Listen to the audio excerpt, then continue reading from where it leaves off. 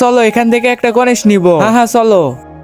সিমরান, হ্যাঁ গণেশ জি। সিমরান, এই বছর তোমাদের স্কুলে আমি আসবো না। আরে এটা স্বপ্ন ছিল।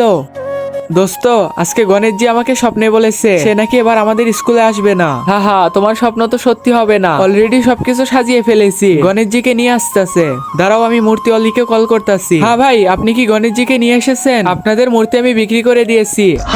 চলো বাইরে থেকে মূর্তি নিব। সিমরান, এখানে সুন্দর সুন্দর মূর্তি পাওয়া যাবে। আরে বৃষ্টি চলে এসেছে, চলো চলো। এখন আমার স্বপ্ন সত্যি না হলে হয়।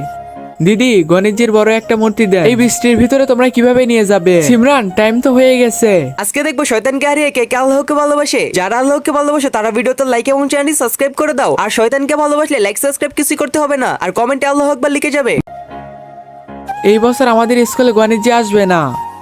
সিমরান, আরে আমাদের স্কুলে কিভাবে মূর্তি আসলো? ওই একজন দিয়ে গিয়েছে।